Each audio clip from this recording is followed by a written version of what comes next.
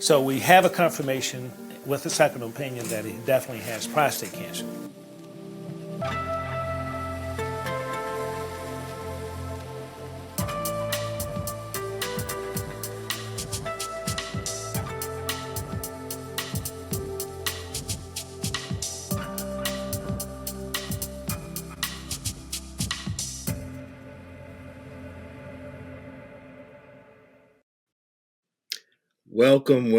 Welcome to our second episode. I'm Reggie Hicks, producer of the documentary and community engagement project, If You Are My Brothers, and also the host of this podcast, the If You Are My Brothers podcast. Welcome to this very special couples edition of the podcast titled, thanks to our producer, Danny, A Couple's Perspective. No Man is an Island. Boy, I can really speak to that. And before we get started, a little housekeeping. I want you to remember we are not a substitute for your medical team. Opinions expressed and medical issues discussed on this podcast are not meant as a substitute for any medical treatment. For this, please consult your health care provider. Okay, got that out the way. And one more thing. Some of what we discuss on this episode will be of a mature nature, so I want to make sure you listen accordingly.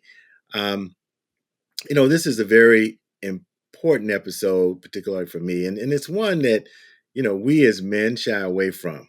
But I'm here to tell you, having honest, transparent conversations with your spouse or significant other is really more than half the battle of getting through this thing called prostate cancer. Trust me, this podcast is designed for two. And I'm sure you guessed by now that my very special guest for this episode is my wife, Anita. She has been my rock through my prostate cancer journey. I can't tell you how much she's been there for me. So, men, set aside the ego. And as my wife likes to say, it's life over libido. I like that.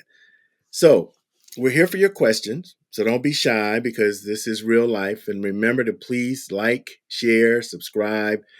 Join us as we take this journey together. Now, you might be wondering, why am I doing this podcast? And who is this guy? And what is he doing here? For those of you who don't know, um, some years ago, my fraternity brother, Ralph Franklin, had sent an email to all the fraternity brothers that he knew saying that he had been diagnosed with an aggressive form of prostate cancer. Now, for those of you who've had prostate cancer, for those of you who may be going or starting this journey, you know that important number. That important number is the PSA, right? So for Ralph, when he found out he had prostate cancer, his PSA was actually 100. Now, many of us know that a PSA, as you get older, it goes up, but you want it around 1 or below 1 or 3 or 4. Um, his was 100. He reached out because the prognosis was not very good. He said that he had about 18 months to live. And as a result, I came to him because he was so transparent by letting us all know and wanted to know if he would be willing to chronicle his journey. And he agreed. I'm happy to report that Ralph, the 18 months after getting a second opinion, he was able to live a lot longer than that.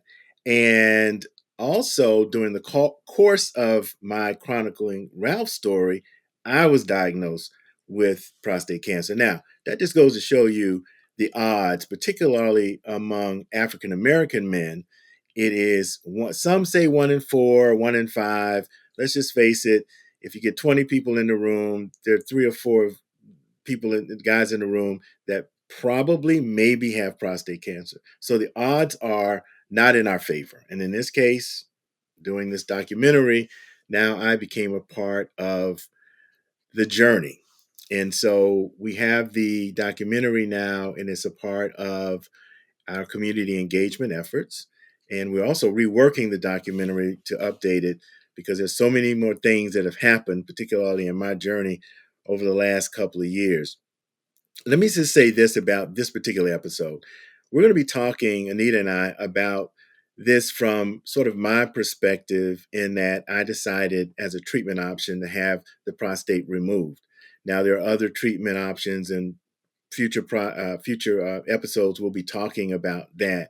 But I didn't have hormone therapy, and that brings a whole lot of other issues. For those of you who are watching this, man, having this hormone therapy, I know because Ralph went through it. I know others that have. It really is something else, and it does almost change you in a way. But we're going to look at it from the perspective of mine being removed, and also to talk a little bit about what happened to me. And I mentioned this on the last episode, where over after 12 years of being cancer free, I about a year and a half, 2 years ago, was diagnosed with a recurrence of prostate cancer.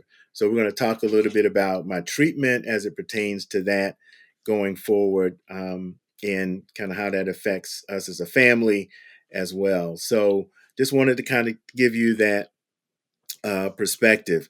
Anita and I have been married for 25 years. We are getting ready to celebrate our 26th anniversary. I hope I got that number right. Coming up next month in September. See, I almost messed up because next month is August.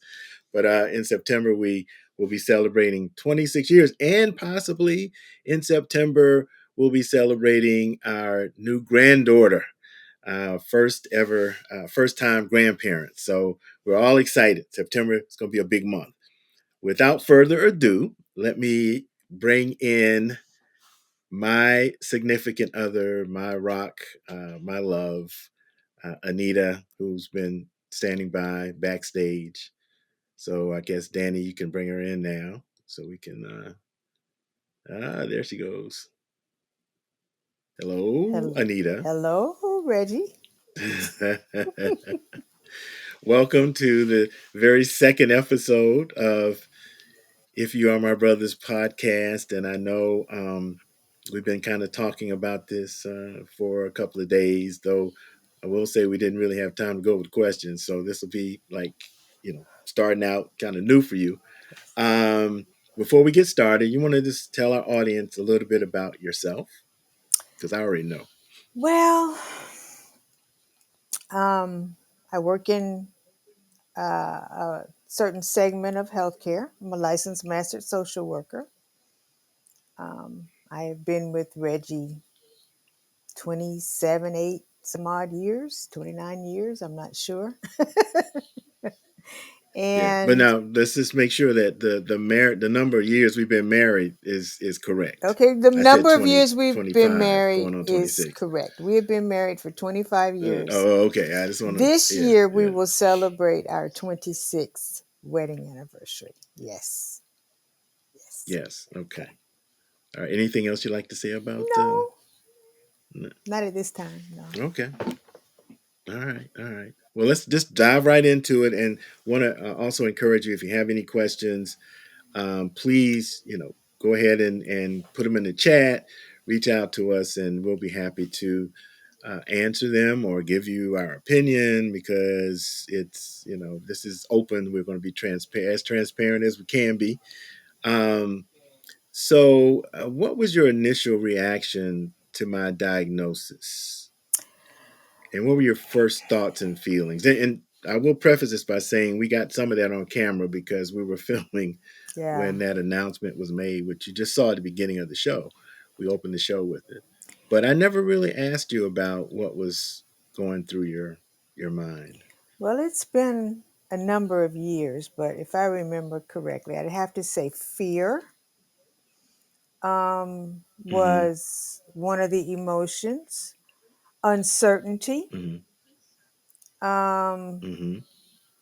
guess I was disappointed in you having received the positive diagnosis, and just a whole gamut of emotions, probably more worrying about what that meant and what the future would hold and how that would change um, you physically.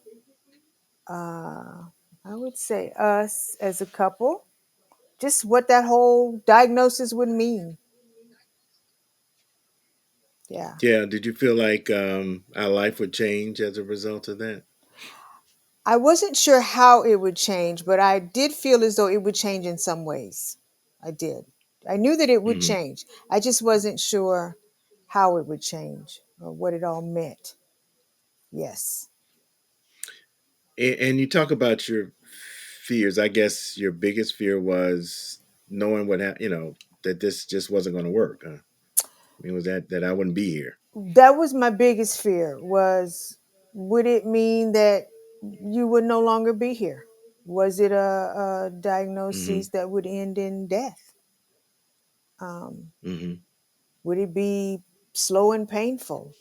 Um, just, yeah, all of the negative things that you feel about cancer, receiving that diagnosis, those Yeah. things were running through my mind. Yes. How would I do life without And, you? yeah.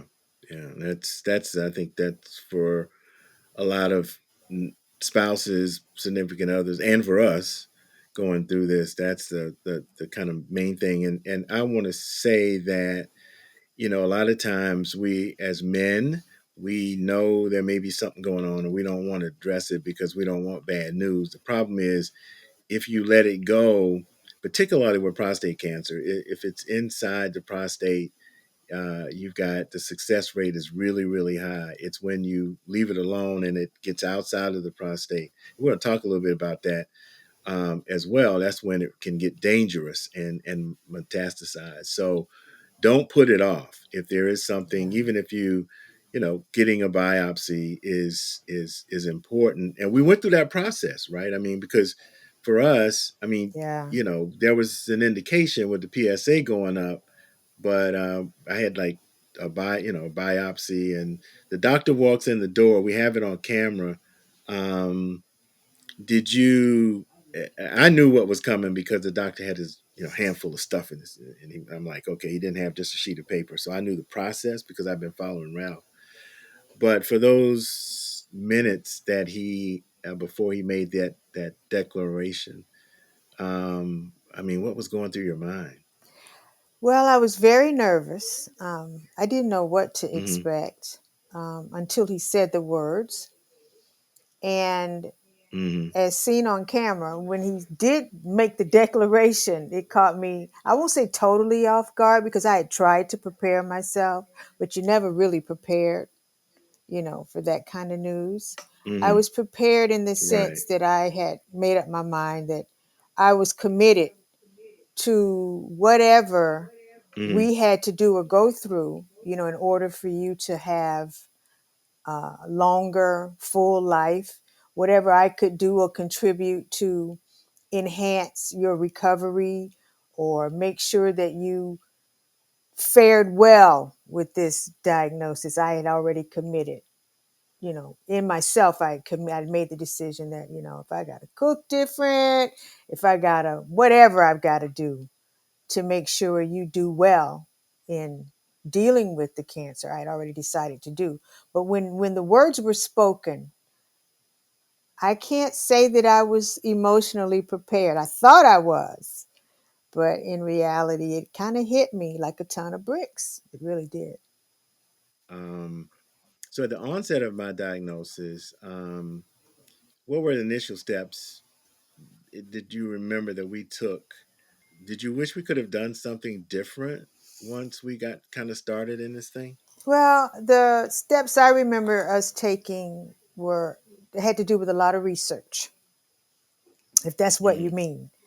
A lot of Yeah. of uh, researching different treatment options and traveling around and seeing what was available and just thoroughly vetting where technology was at that time for treating, your prostate Hmm. cancer.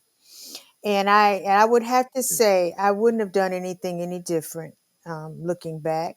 I'm happy that you took the time and the effort and the energy to do the research. And I suggest that anybody who receives a diagnosis get other opinions, do the research to see what you can do and what's available, and not just take what one physician says or suggests as the decision that you ought to make. You have to try things on and consider different things and consider your lifestyle and what are the things that are important. We did that. What was important to us before you made a decision? And I know I can't think of anything that we would have done differently. Mm, when when I got diagnosed, and I think there was a time when we didn't really tell a lot of people, kind of our inner circle. But did you think that having this was that there was some kind of stigma, or did you feel like our small circle, we don't have a large circle of No, friends, I but was did you about feel to like there say. was some did you feel like there, that people were kind of like, oh no, or that it affected that affected our shared social lives? I don't think I consider that because of what you just said. As an individual, I have a very, very small circle. And in my small circle, I told everybody. And I never once thought about what other people would think of me sharing that information. I didn't think we'd be pariah, or nobody anybody would say, "Oh no, we can't deal with those Hickses. They got issues." No, that thought never crossed my mind. And as I said earlier, simply because I have a very small circle, and as a couple commute, socially we really have a small circle. So no, that thought never crossed my mind, although I can understand how other people who live a broader social life, how that could be a consideration for whether or not to share the news. But I never once considered, are people going to feel sorry for us? Are they not going to want to hang out with us? What are they going to think? That thought never crossed my mind, but I can certainly understand how it might cross some people's minds. Yes. Prostate cancer Yeah, is I a private, remember. it's a, people say it's a private thing. I mean, I don't feel like, probably because I'm a social worker, I feel that the more people discuss and share burdens, the better it is, A, for them, and the better it is for being able to help and impact the people whose lives you touch at large. So I've not been a advocate for keeping things under wraps when it comes to information that may be helpful to other people. That's just me. Yeah, and I think too that women talk and men don't. And I remember when we were there, and I was getting a second biopsy, and there was a lady there, and she was willing to talk to us about kind of what her husband was going through and what she was going through. And I remember the husband looking, he was like, he didn't say nothing. He looked at her like, what are you telling these people about me? Yeah. And literally, remember, they got up and kind of walked out of the waiting room. You remember I that? don't remember the specific couple, and I don't remember culturally what our differences may have been, but I do know that it is it is common in our culture, in our race, for men to be a little more guarded about an issue such as prostate cancer. I mean, there's so much stigma that surrounds sexuality and the thoughts of that. I can understand why men would be less willing to talk about it than women. Makes a lot of sense. Yeah, yeah. Yeah, that's how we are. But I'm just telling you, man, that you watch this, be open as you can. It's a thing, but I can tell you, talking to your significant other, talking to other men who have gone through, I can't tell you how many times that I acknowledged that I had it and it was going through it, and then you got, oh yeah, well, my brother-in-law, and then it was like, oh yeah, well, back 5 years ago I had my prostate removed. And I'm like, you know and it's just interesting how, and again, even after I said I was going through it, a lot of men didn't share until I got deep into it, and I was like, I had no problem telling them what I was going through, and they was like, oh, okay, well, I guess I need to chime in too. So I think that being transparent. Did you feel like there were anybody judging you or judging me once they found out what was going on, or anything like that? I don't. And I guess that relates back to your earlier question, because we have a very small circle, and the circle's made up of people who know and love us, and I just did that was not an issue for me. No, I don't. Yeah, Mm-mm. and yeah. Well, I guess this next question is something that we did run have some issues, but I want to get your perspective, and I'll give you mine. Let's talk about well, first let's talk about the treatment selection process, and along with that, let's talk about where we were financially. Okay. Let's talk about the financial situation first, and then we can talk about the treatment process. Okay. So, because when I was initially diagnosed, I don't know, I know I didn't have health care, but was I working at the time? I don't remember, or was I consulting at the time? I Yes. don't remember having a insurance basically. At that time, you were freelancing. You were an independent contractor. And no, we did not have health insurance, or you did not have health insurance at that time, the time that you were diagnosed, which was an issue. Yeah, did and when we looked at, I remember looking at the various treatments. One was a proton therapy treatment, and you went with me down to Jacksonville. Um, it was also taped because it was a part of the documentary. Kind of my selection process. I waited for almost a year before I made the decision, because my case was the uh, cancer was self-contained in the prostate, so I could do that what is it? Surveillance, not surveillance. Watch and How do wait is you the layman's term for yeah, it. yeah, yeah. Yes. You're right, right. Yeah, you got to help me, because we help each other in our golden years. Yes. Watch and But wait.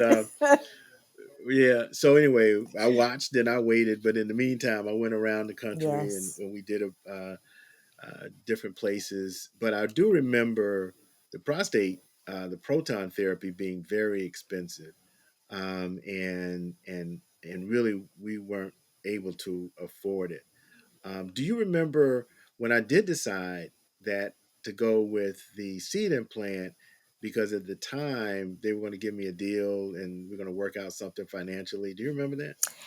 I do remember that. And I remember I remember us praying a lot for the Lord to show us what the best route to take was, what the best choice would be. I mean, at that time, I don't remember worrying a lot about it. And perhaps you worried and you hid that from me, because naturally I'm a worrier and I bounce off of you when it comes to worry. But I did not worry about how we were going to um, pay for treatment. Maybe you worried and didn't want me to know. I'm sure it was an incredible stress on you, and even a greater stress having to keep that from me. But I remember us praying a lot, and I really felt like whatever we needed, whatever the best choice was going to be, that somehow we would be able to do what we needed to do, um, to put forth the efforts to save your life. But I do remember the deal with the seeds and it falling through and the whole 9 yards of that at the last minute, once you decided that maybe you were going to do that, have the seed implants, and then almost in real time it was reneged. The offer, the deal was not acknowledged. Nobody knew what you were talking about. I do remember that. Yes. Yeah, yeah, it was pretty wild. But I think that, to your point, we prayed a lot about it, and the seed implants probably that was just not the treatment for me.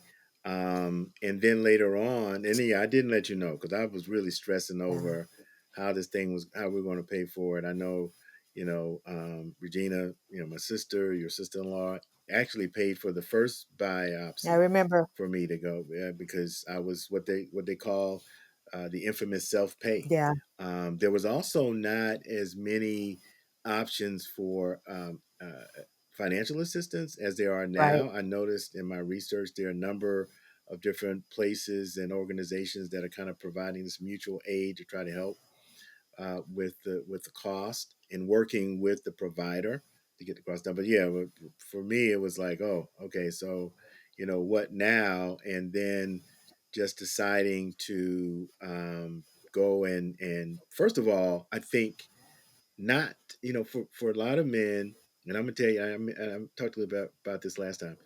There is a tendency to kind of go with what your urologist kind of does. Now, your urologist will give you all of the options, and that's what they're supposed to do. But there are some that specialize in different things. Some specialize maybe in robotic surgery. Some might specialize in the seeds. Some might brachytherapy. So there's a tendency, and you remember, there's a tendency to kind of lean a little bit towards what your Yeah. urologist is kind of known for. But I will say, before you do that, to really look around and to really objectively check out all of the different options for treatment, and then get the full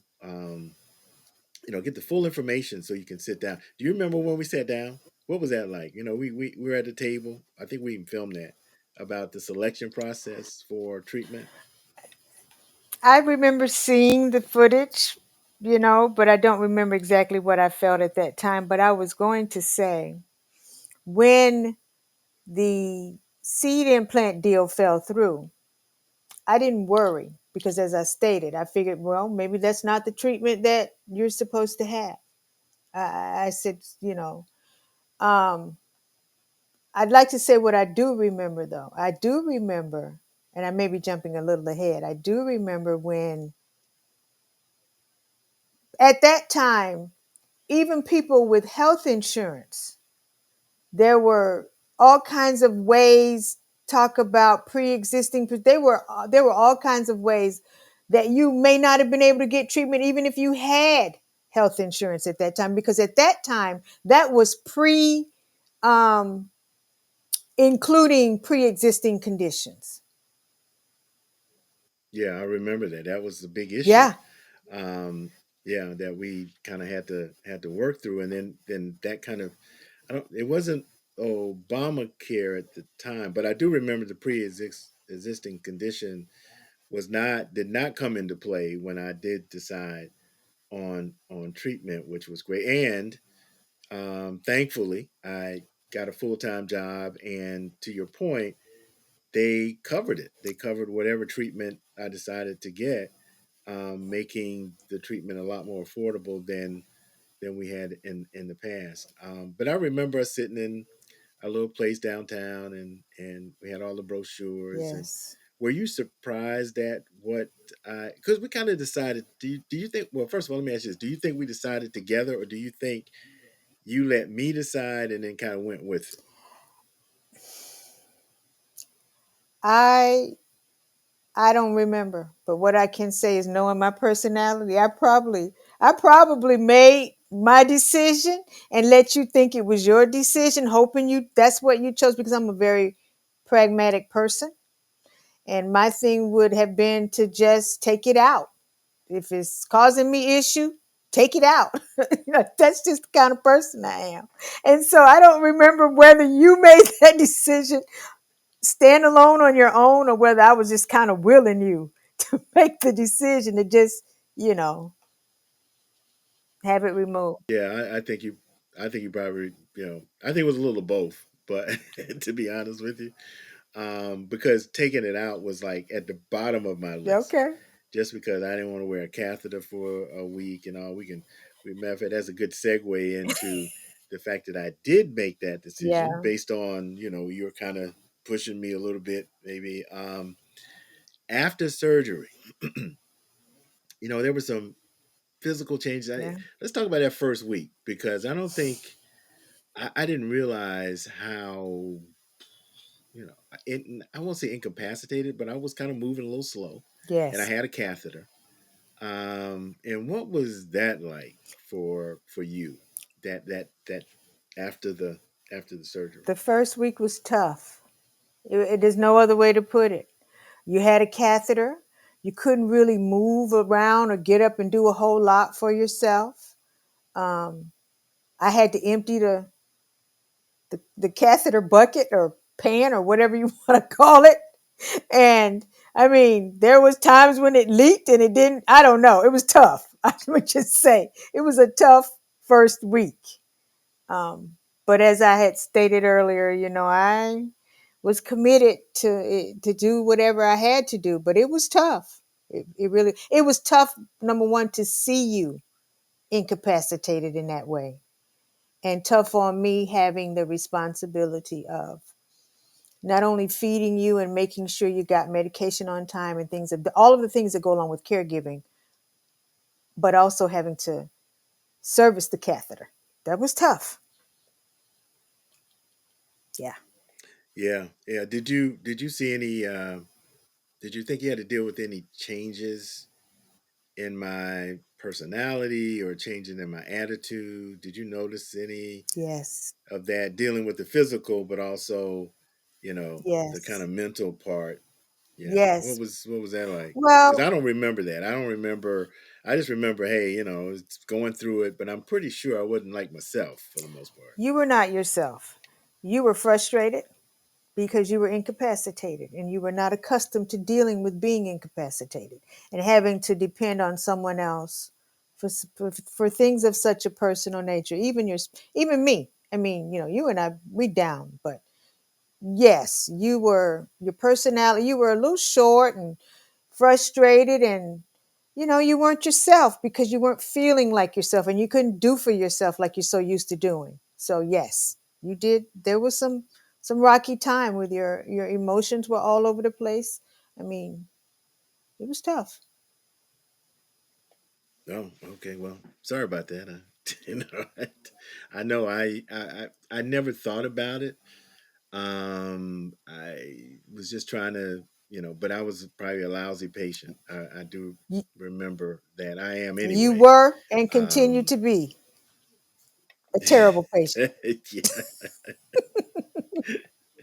So we get through it, and now I think probably coming to the one area that a lot of people don't talk about, and that is the sexual relationship and the challenges. I guess we can talk about, because to be honest with you, before the operation, I had no issues with anything. I didn't need Viagra. I didn't need it. I mean, we had a pretty healthy relationship. Um, and there was, in talking to the doctor, when you have when you have your prostate removed, they do spare the nerves and the blood vessels that that help you to have an erection, and hopefully things kind of start working after a time. I spoke to one guy and he was like, nothing happened for months, and then one day, boom, it was just there, and I was like, wow. And so you kind of have that anticipation, um, but there were some challenges, right, when we first, after it was okay for us to kind of engage in sexual relationships again. There was a sexual relation, not relationships. Let me Let's get clear that that up. squared up. Let me clear that up right now. I don't want that to be a meme or somebody go, what? Uh, but so, do you want to let's talk about that? I mean, from your perspective, because I can tell you, I was a little disappointed. I was hoping that things would change over time, but that's something that we had to deal with, right? I mean, I had ED, and that's kind of the way it's been, right, for the most part. Well, let me just say in brutal honesty, there were changes. It was because we had such a healthy sex life prior to you having surgery. I almost, one part of me probably felt like I didn't want to deal with you having prostate cancer because I knew that it meant that would change.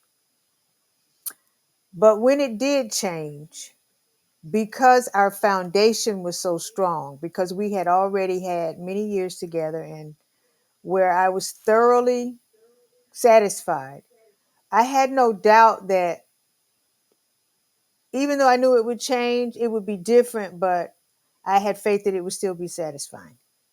And so, yes, it did change. You came out of it with erectile dysfunction. And I mean, over a period of time, we figured out how to deal with that in a way where uh, we resumed relations. But it was still, it was different. It's different. Yeah, I think we had to find kind of what worked and what satisfied us both. I think the good thing about the surgery was that I still had feelings, I still, um, climaxed, if you will, but, there's nothing there. But I mean, I still had that. That was still a part of it. The ED was a big part. And I remember you, we went through several different things before. I know I hear all of these ads now about different types of pills and mixture. I was listening to one walking the dog. It's the active ingredient in Viagra and zinc. But also there are these places that I guess do this ultrasound, not ultrasound, but it's some kind of radio. I don't know, waves and anyway. So there's a lot more. But back then there wasn't a lot. But do you remember? We did have we went to that one guy with the vacuum. Yes. I'm sorry. I remember the vacuum. Yes. So Yes. yeah, and then let me just preface this by saying that I think that if you surgeons do surgery, right, and they're great at it. I mean, I had a wonderful surgeon that did the robotic surgery and had I don't know 100, 800, or whatever of surgeries under his belt. So he was the person in town to do this. But I do feel that post operative, when you do have issues, and you have your follow-ups, the follow-up is more make sure that the surgery and everything is all right, the cancer's gone, that kind of thing. But I think really, and I'm just going to say this is my opinion, that to seek out a urologist that really specializes in this area, I think is important. I mean, we were given the guy upstairs in the men's center or Right. whatever, and he gave us the vacuum thing that it's like you put it on and it supposedly sucks the blood into your penis and everything's hunky dory, but um, it was probably a better vacuum cleaner than than it was, solving erectile dysfunction. But anyway, but we tried that. I remember another urologist that really did specialize because this was the first time that I went to a urologist and they let me know, they gave me an injection, and the injections were something that would work, but there were some side effects. First of all, you had to inject yourself in your penis, which is, like, that's interesting. But it did work. And the other part was that until you got that injection right, it could sometimes be a long time before things settled down. So it got to be painful. Um, but this doctor injected me and then did kind of an ultrasound to see where the blood flow was and wasn't, and in his estimate, I guess I was about 30%. So 70% of what I had before was not there, and nobody had ever told me that before. Mm. Everybody sort of let me know that, right, things were going to be okay. Sooner or later you'll get back to kind of where you were, and that was hopeful thinking. And I get it, but that was the first time I kind of really knew what was going on. And then we did some treatments and some other things that he did around kind of getting the blood flow back. Some of it kind of worked, but I will say that at least that particular doctor was focused on that part of where I was in my recovery, and that's so important. There's so many things out there now, guys. So don't let that stop you from being alive. Because what'd you say, Anita, about what life over? Life over libido. Yeah, because whatever you thought you did before, you sure enough ain't gonna be able to do it if you're not here. And so I think for us, we found a way to both be satisfied. And it wasn't the same; it was different, but the results, right, are still the same. Right. Now, tell me if I'm wrong. So, The results are the same. Um, this is many years later, what, 12, 13 years later? I'll have to say in the beginning, there were some things that I missed.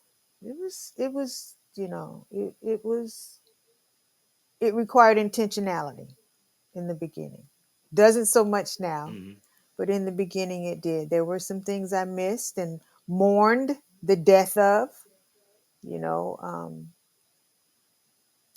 and it was very difficult for me to tell whether or not you were satisfied because the obvious sign of a man being excited is an erection, right?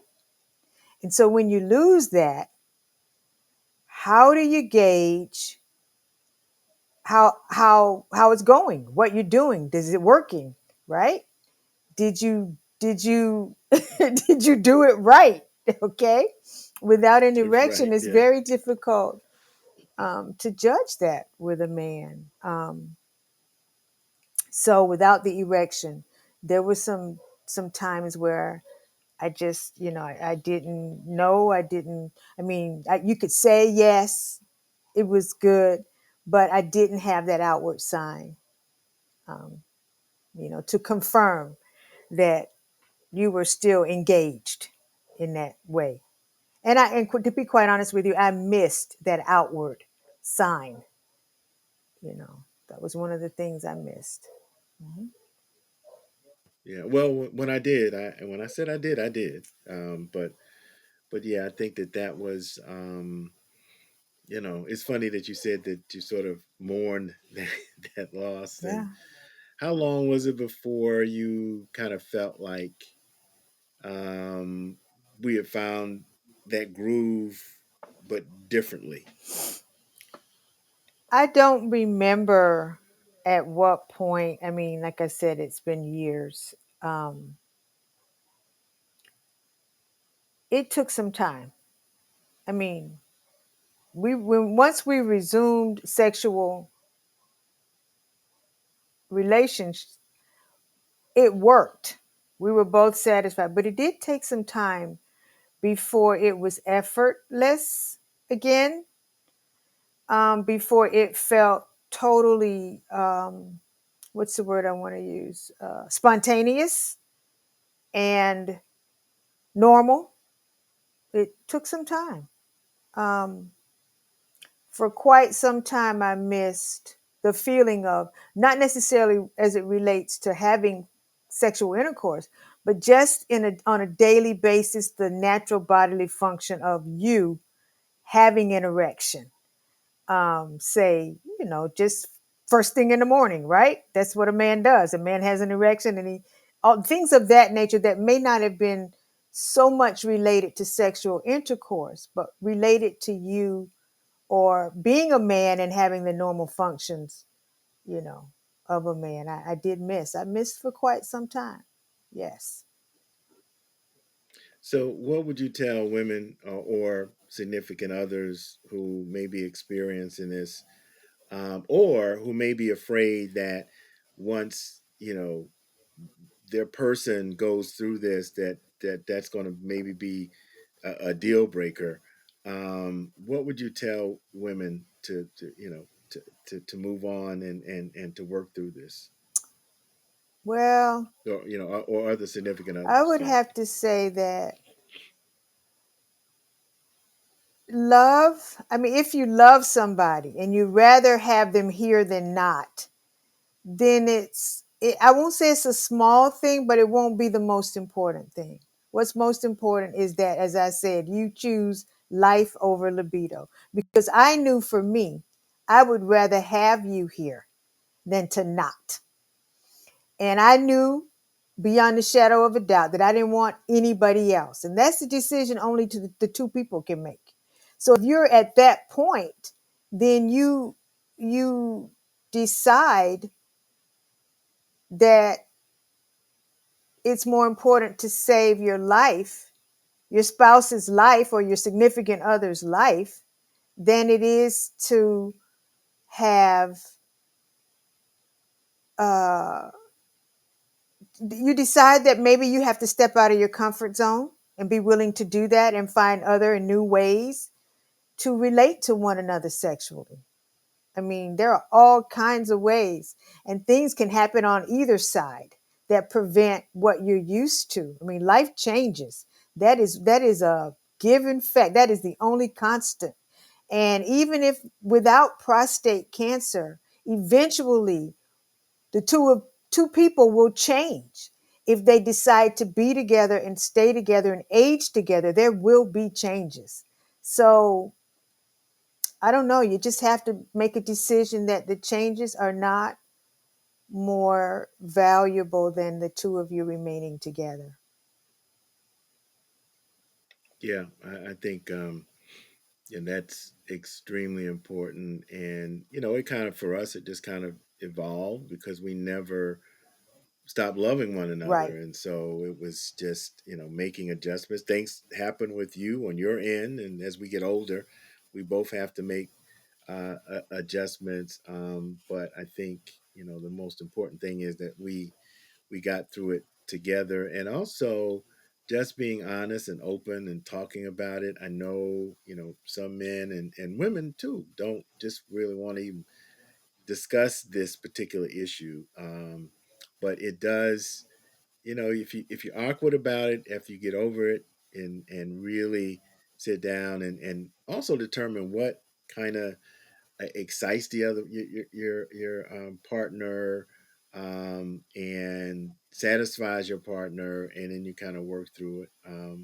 And of course, as you mentioned, there's so many other things, and we're going to do an episode on that. We're going to several episodes. We're going to have some of the experts on to talk about what's new, what's different, what you can do. I may even, try some of their suggestions and see what happens. I don't think I'll be going back to the vacuum though. That's probably not.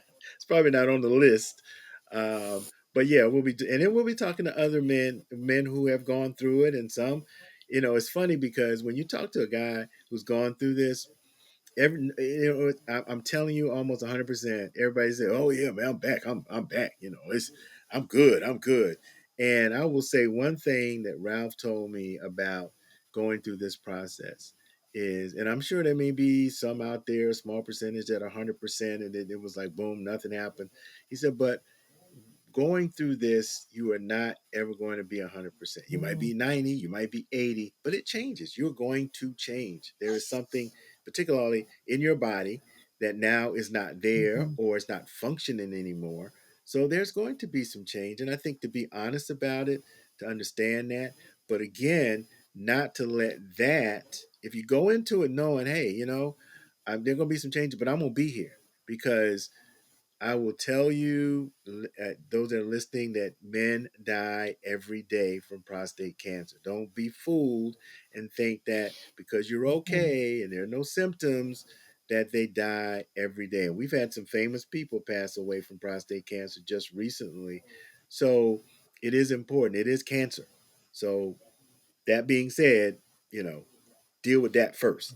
And then there are things that you can do, and also make sure that your doc is sensitive to it and knows kind of the new stuff and what's going on, and can align where you are with things and things that are out there to help. So that's kind of what I'm, my soapbox. But speaking of this being cancer, whenever you have it, there is a possibility of it returning. And Mhm. so I think I may have mentioned this on the first episode, but I want to get your perspective because just recently, after 12 months, or 12 years rather, being cancer free, um, I was diagnosed with a reoccurrence. And basically, it was that my PSA, which should be, undetectable because I don't have a prostate, if it starts to rise, and it's not going to be 100, it's not going to be one or two, and it will if you don't take care of it. But because I every year, I'm getting my PSA checked in my annual, it started kind of creeping up. So after a certain point, I think 0.25, that is the diagnosis of reoccurrence, and then it kind of went up to 0.41 before treatment. But what, and I don't even remember when I told you that it was. I don't know if I told you it was a possibility or did I tell you it was.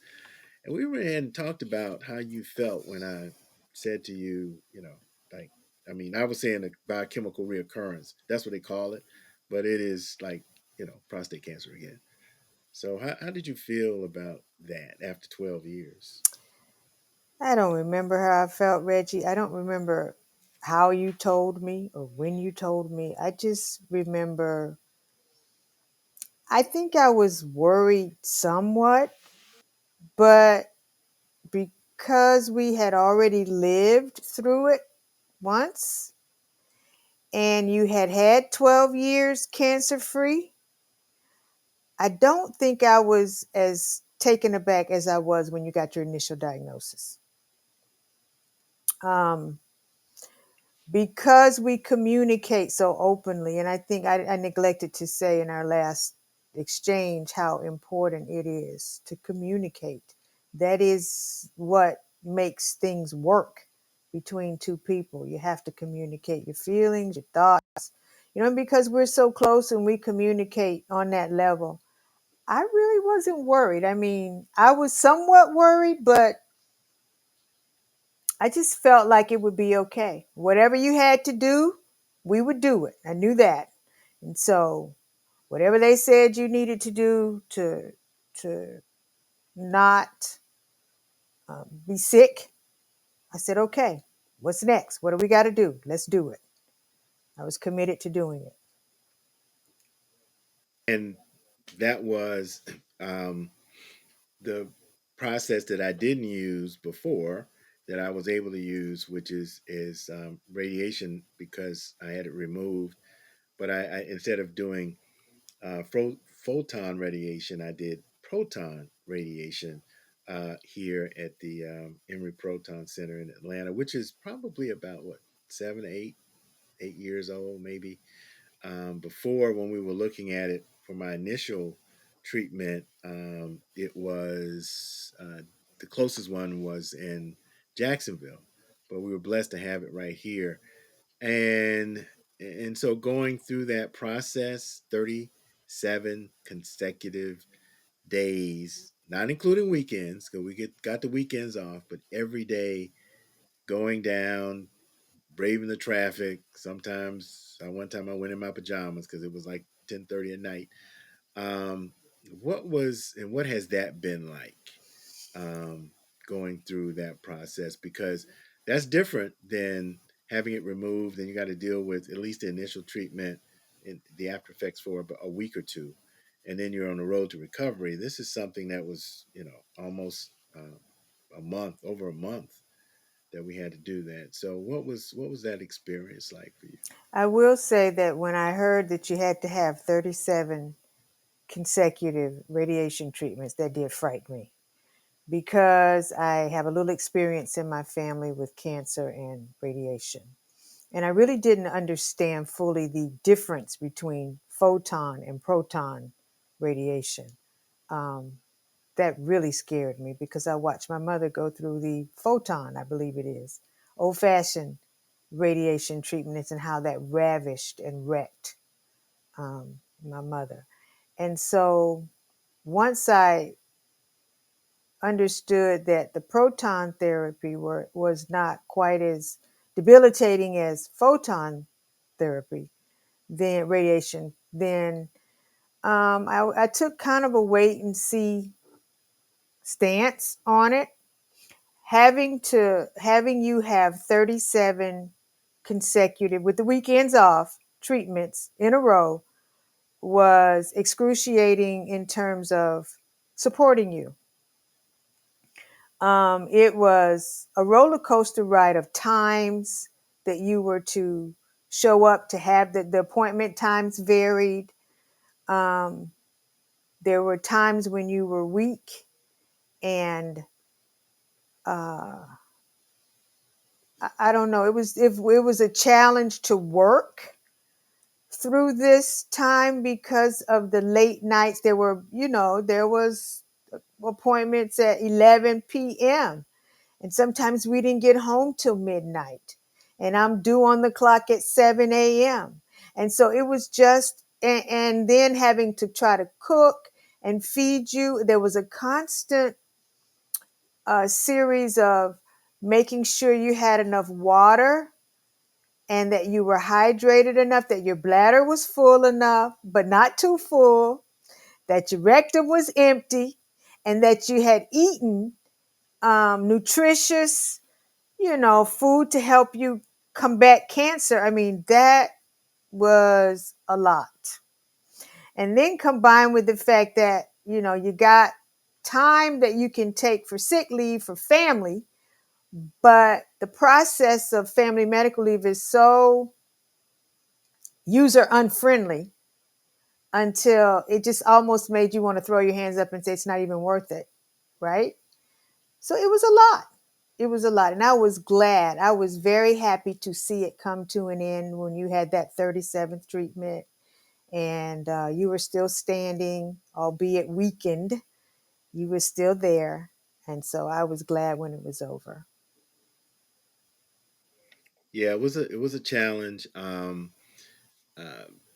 but we got through it, and kind of waiting to see what the results are going to be.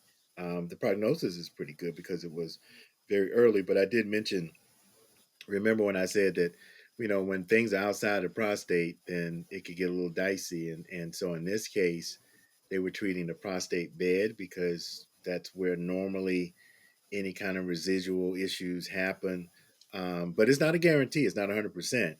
And so, and it's, these are molecules that are in your body. So they take a I won't say shotgun approach, but they do cover a large area in hopes of eradicating it. So I feel good about it. So we'll get to do that, and I'll be able to to reveal what happens to with everybody on social media and on the show and everything. So, and I thank everybody for all the prayers, um, and I thank you, Anita, for being there for me and with me, because you were there every night. I mean, some people, I remember some guys that come in by themselves, and it was just a wonderful thing to have you, there every night for me, and I that helped me get through it. It really did. Yeah. Can I say a word about that? So I always like to encourage anybody I come in contact with to be your own advocate, to not, oftentimes people who look like me don't get the consideration as other people to be able to have the space to support family, to get the support and to give the support to loved ones that's required when there's a cancer, when caregiving is involved. Um, you saw guys that came in alone, but they all looked like me.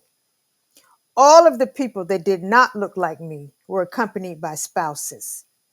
And so it becomes doubly difficult when a doctor sees you and says something like, "Oh, you don't need to accompany them every single time."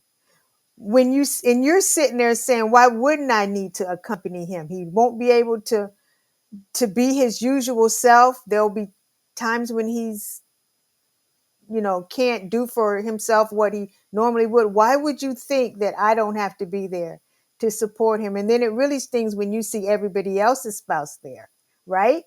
To support them. And so it just feels kind of, I'm just saying that to say, don't accept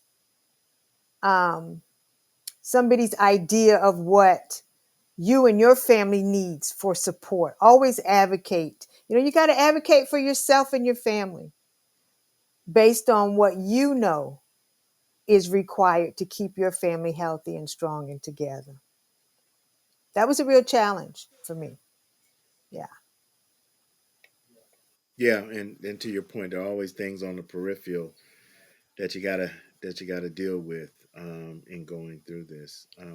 Any parting words that you have? I mean, we may do another session later on with you, and maybe bring in a doctor and talk about some other things. But any parting words for those that may be listening, particularly those couples and other significant others that are kind of supporting Yes. their their person through this? Yes. Don't tuck your tail and run. Deal with it. Talk about it. Address it. Do what you can to extend the life of your loved one or yourself.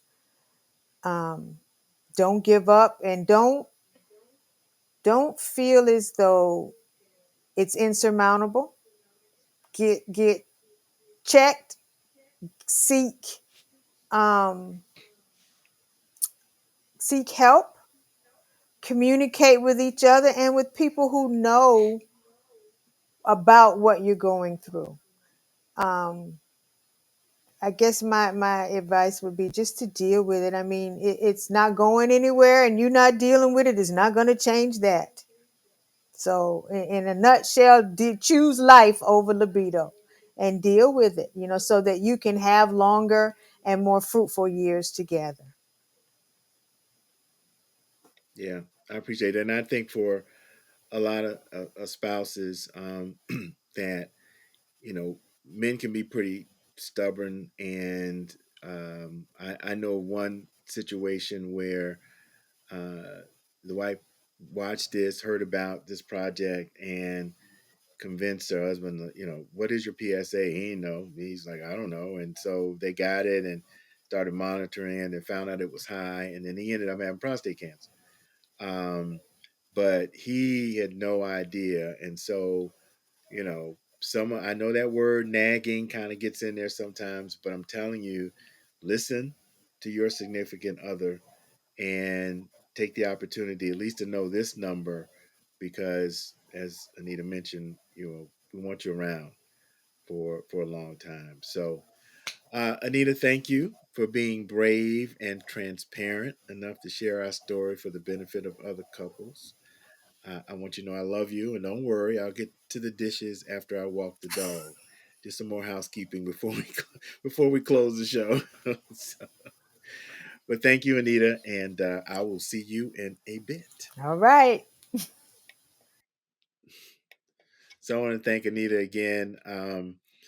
Our producer Danny will be posting some of the great resource links in our show notes, and we'll have them once the podcast version of this, and also on YouTube as well, is posted. You can look for this in podcast form on all of your favorite platforms in about 3 or 4 days once we edit it, and it'll be audio so you can share it, listen again, and all that good stuff. You can also go to our website, if you are my brothers podcast.com. That's if you are my brothers podcast.com, to listen to other episodes. All of our episodes are archived on the website. Also on the website, you can leave us a written or voice message. And of course, you can follow us on social media. I know we're on Instagram and Facebook and LinkedIn as well.